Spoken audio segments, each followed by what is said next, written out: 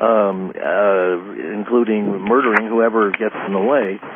You had some experiences, according to your book, that were quite unpleasant as a result of your research as well.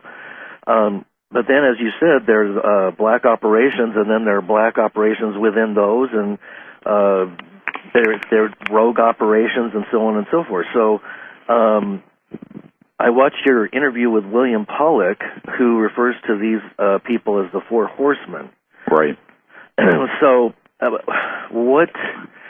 obviously, we can't continue on like this because the planet is being raped and pillaged, and basically it's like a scorched earth policy. What can we do? I mean, obviously, you're working on solutions. Well, there's a lot we can do, and each individual can do more than they realize. For example, we have trained a couple thousand people now to learn how to become ambassadors to the universe, is what we call it.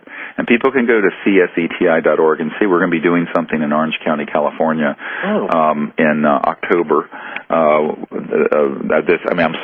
In February, in the 18th, 19th, and 20th in Orange County, and where I'm going to be doing a 3-day and 3-night thing. We're going to go out into the stars together and actually train people to do this. And we're going to be doing another one in Florida on an island called Marco Island in the Gulf of Mexico from March 6th to 12th. And what we do with these is that we actually teach people the meditation techniques, the remote viewing capabilities, the use of high-powered lasers and electromagnetic signaling that we send out into space to vector these craft in, or these beings in, and make peaceful contact. Now, it's all predicated on the idea that people are doing this not for the normal prosaic reasons that the military have, which has been to shoot them down, to study the technology and what have you. It's for peaceful purposes of interplanetary communication and relations. So that's the purpose behind it. And there has to be sort of a clear intent, or the ETs don't show up, frankly. I mean, if your intention is not clear, and I hate to use the word pure-hearted, it gets overused, but a pure-hearted, clear purpose, they're not going to come. But I think that if people are in that space and understand transdimensional reality and the fact that you can do it. So everyone can do this. And we have had housewives from Denmark get this training program now that we put together. It's on our website at disclosureproject.org, and listened to the meditation tapes, practiced it, gone out with a couple people, and had contact happen. So this is becoming a global phenomenon. So I tell people, you don't have to wait for Hillary Clinton, the Secretary of State, to do this, because I don't think that's going to happen soon. We, the people, can become a force of what Sheldrake has called this morphogenic field of consciousness change, and do it ourselves. That's one thing everyone can do. The other thing everyone can do is they can go to disclosureproject.org. We have there, a 4-hour and a 2-hour DVD that have all these top secret witnesses' testimony on it. There's a book that's almost 600 pages long that has this top secret documents and their testimonies in it. These can be provided. People can network and provide that to everyone they know in their circle and educate them on the subject. And then the third thing people can do is help support the Orion Project.org, where what has happened is that in the last few months we have acquired a multi-thousand-page disc CD that have confiscated secret patents, plans, and information on these energy devices that have come to us from a very solid intelligence source. And we have that in safe storage and a number of... But what we want to do is build an R&D facility, research and development laboratory, here near the University of Virginia, in the Blue Ridge Mountains of Virginia, and staff it with these brilliant scientists that we have identified over the last 20 years who know this science, and put them under one roof and have them build these systems and basically bring them out without any regard to going through the process of the government bureaucracy or Lockheed Martin or Northrop. Because here's the problem. A lot of people think, well, the president can issue an executive order and release these things, but that's not true, because he doesn't control the levers of power on this. Even Rumsfeld, Bush's Secretary of Defense, said that there was $2 or $3 trillion missing out of the Department of Defense budget over the last few decades. Yeah. And this was from a conservative Republican. He said that around 9/11. It was either the day before or day after 9/11. Yes, I remember that. And this is a matter of the public record. And people thought, what in the hell is he talking about? Did he mean billion? And I said, no, he meant what he said, trillion.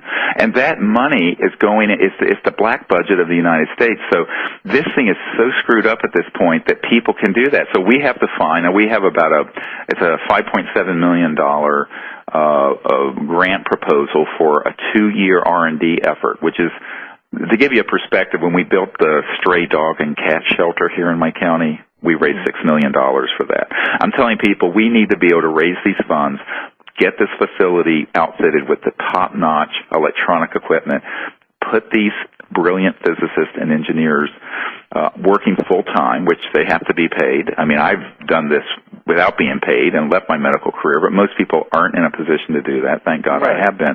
But the point is that that's what needs to happen, and everyone can network to make that happen, because who isn't concerned about the environment and climate change and global warming and world poverty? So we have to find a few people to put the funding together for that. And when we do, I predict that within 6 to 18 months, we're going to have an operational device that would absolutely be a revolution in energy and the environment. Wow. So that's the other thing everyone can do. So, in fact, if you go to the OrionProject.org, there are a large number of research papers and documents there that describe this type of technology and even the history of it going all the way back to the late 1800s. A lot of people don't realize that people like T. Townsend Brown were using high voltage resonant magnetic field devices to levitate things back in the 1920s. Wow. And this is in the open literature. But see, people don't talk. When you go to MIT, you don't learn about this physics. It's all left out of the textbooks. But it's a matter of historical fact. These are not speculative rumors or urban myths. These are things we can absolutely prove. Now, fast forward 80 years, and our group now has acquired all this other new information. So there's no question that we could do this, but we're going to have a lot of people help us put both the funding together and also educate the public about it, because the public, CNN is not going to go forward, or NBC, that's owned by General Electric, or any of these other entities, or Universal Studios, that's 81% owned by General Electric. All these big defense contractors and energy companies call the shots of the mainstream media. Right. And this is why shows like yours are so important, because the people can find out the truth about these things, but then they need to not just learn about it, they need to take action. And they can take action not only as ambassadors to the universe and people who promote disclosure, but they can network and find the means for us to put this team together. And basically what's lacking right now is the funding to be, I don't have, $5.7 million to open this facility, but there are people out there who I think do, who, if they could be educated on the promise of these technologies. Because look, we're putting literally hundreds of billions of dollars into global warming research and new energy things, but it's mostly, circa 1800s windmills and solar things. And solar's great, but to make my house a self-sufficient solar house is $125,000. Oh yeah, that's ridiculous. It's ridiculous. The average person can never afford that. So, and looking way into the future, they're talking maybe we'll get 2 or 3 or 5% of our energy from those sort of things. That's not enough. With 7 billion people, and you look at China and India, with those two countries have 2.5 billion people, and they're industrializing at 10 and 15% a year. They're going to gobble up all the existing oil and coal, and they're burning the stuff without any scrubbers or environmental controls. That's why most of the greenhouse gases now are coming out of China, more so than America. So we cannot live on this planet going into the next 10, 20, 30, 40 years using that old energy paradigm that's from the 1800s, from the dawn of the Industrial Revolution. So this is something we all can work on, and I'm convinced that if we would gather our resources and do the networking, we could make this a reality very quickly. Well, I'm with you on that one, and we're really at the point where if we don't make those changes soon, we're going to miss the boat. And Absolutely. All of this is really tied into our spiritual evolution and development as well, isn't it?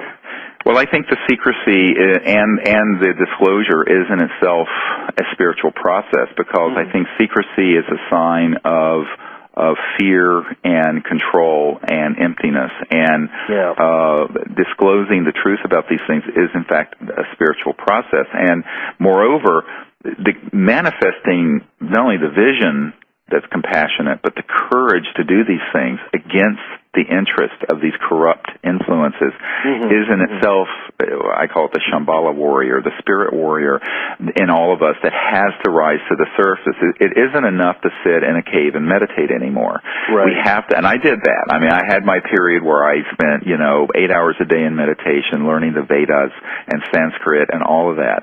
And that's what I teach people when they come to these retreats with us.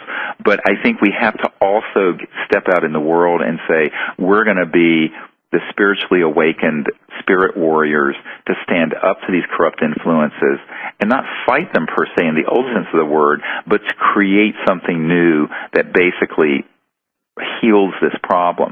And you don't have to get into sort of a jujitsu with these guys, because my view of it is that let them be, they're going to implode under their own rotten corruption, which is what I'm observing.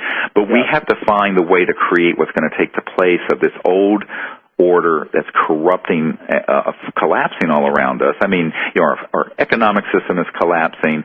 Most mainline organized religions are imploding. I mean, look at the scandals at the Vatican. The energy systems we're using are creaky and old. Even the electric grid we have is decades old and is collapsing, and it takes nothing to take it down, a brownout or, so all of these things are all kind of collapsing under their own weight. And so what we have to do is be aware of that, but say, okay, what are we going to put in its place? And I tell people we need to put in its place a whole new vision of how we're going to live on this planet, with new science and technology, a new consciousness, universal peace, where we go out into space, not with Star Wars weapons, but making peaceful contact with these interstellar visitors. And developing the means so that we have thousands of years of abundance and sustainable enlightenment and progress on this planet. This is something we absolutely can do, and that's the big task of the current moment. Yep. Wow, well said. You mentioned China earlier and the growth there. I heard a rumor on the internet that China has some kind of free energy device that they'll be releasing at some kind of strategic moment. Do you know anything about that?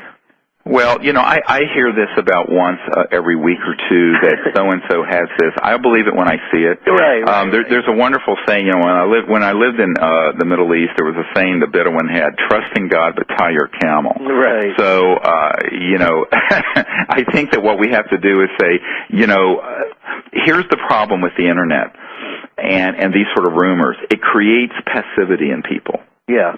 People sit at their computer screens and their BlackBerries and their iPhones, and they think they're living in reality. Yeah. And they're mistaking virtual reality for reality. And, memo to all the people out there who think they're so high-tech. Your fiber optic systems and your computers and all those servers are running off a coal-fired power grid from circa 1850.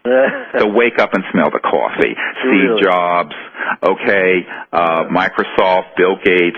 You're running your systems off a 1800s energy paradigm. So we think we're high-tech. And we think that all this stuff that's on the Internet, it supplants for action. And one of the problems is that these sorts of pronouncements and prognostications build in a sort of passivity where people say, oh, well, China's going to release this soon, we don't need to do anything. And to which I say, horse feathers. Because I've been hearing this for a couple of decades, that there's some imminent release and they're going to do this. Well, I think those things are put out there so that people won't take the bull by the horns and do it themselves. Because before I did when we did the Disclosure Project, and if you go to disclosureproject.org, you can actually see the links to that National Press Club event you referred to, and people can view it for free online. I mean, it's been viewed by literally millions of people around the world. It was interesting because on the run-up to that, I kept having people come to me and say, well, the government's going to do this, the government's going to do it, you don't need to do it. They were just trying to have me not do it And you see what I'm saying? So it's always someone else will do it. And, I'll gladly pay you Tuesday for a hamburger today. And what I would say to people is take responsibility